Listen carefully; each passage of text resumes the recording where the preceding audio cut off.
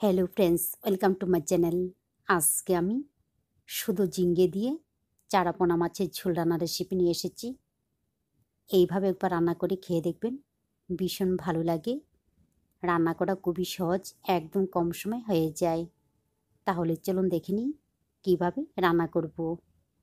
ঝিঙ্গে দিয়ে চারাপোনা মাছের ঝোল রান্না করার জন্য এইখানে আমি 400 গ্রাম ঝিঙ্গে ছিলে এভাবে লম্বা করে কেটে নিয়েছি। আর এখানে আমি 2টা চারাপোনা মাছ প্রায় 300 গ্রাম হবে, তো এইগুলিকে টুকরো করে কেটে ভালোভাবে ধুয়ে নিয়েছি। আপনারা চাইলে চারাপোনা মাছগুলিকে না কেটে আস্তেও কিন্তু রান্না করে নিতে পারেন। তবে চারাপোনা মাছগুলি যদি একটু বড় সাইজের হয় তাহলে টুকরো করে কেটে রান্না করলে বেশি ভালো হয়। তো মাছের গায়ে হলুদ লবণ ভালোভাবে মিশিয়ে নেওয়ার পর এখন আমি এইগুলিকে ভেজে নেব। তার জন্য প্রথমে কড়াইতে তেল ভালোভাবে গরম করে নেওয়ার পর লবণ হলুদ দিয়ে মাখিয়ে নেওয়া মাছগুলি দিয়ে উল্টে পাল্টে ভেজে নিতে হবে। তবে তেল ভালোভাবে গরম করে নেওয়ার পর মাছের টুকরোগুলি দিতে হবে, না হলে কিন্তু মাছ ভেঙে যাওয়ার সম্ভাবনা থাকবে। তো মাছগুলিকে ভেজে নেওয়ার পর এখন আমি এইগুলিকে নামিয়ে নিচ্ছি। আবারও কড়াইতে দিয়ে দিলাম সর্ষের তেল। তেল গরম হয়ে গেলে ফোড়নের মধ্যে দিয়ে দেব মেথি ফোড়ন। মেথি ফোড়নের পরিবর্তে কালো জিরা ফোড়নও কিন্তু ব্যবহার করতে পারেন। তো ফোড়নগুলিকে 6 থেকে 7 সেকেন্ড নাড়াচাড়া করে নেওয়ার পর এবারে এর মধ্যে দিয়ে দেব মাঝখান দিয়ে কেটে নেওয়া কাঁচা লঙ্কা, একটা পেঁয়াজ কুচি। এখন এইগুলিকে ভেজে নিতে হবে।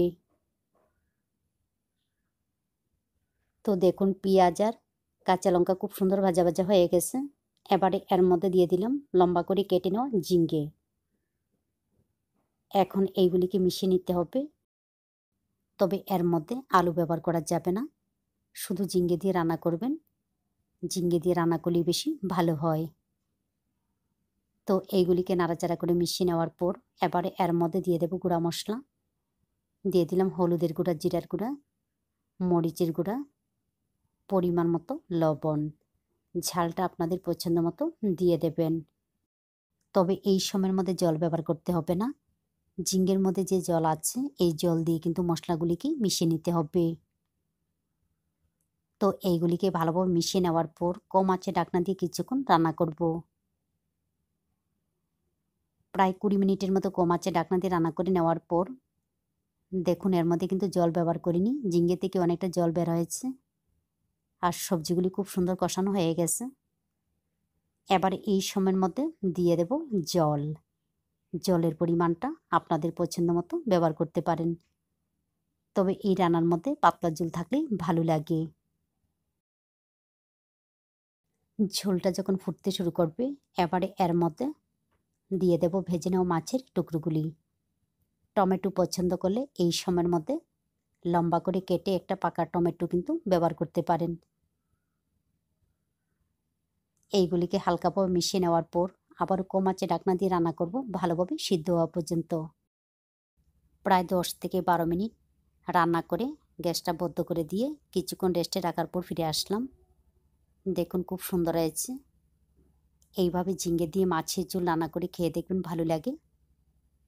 ভালো লাগলে অবশ্যই লাইক, শেয়ার এবং সাবস্ক্রাইব করবেন। আপনারা ভালো থাকবেন, সুস্থ থাকবেন আর আমার নিত্য নতুন ভিডিও দেখবেন।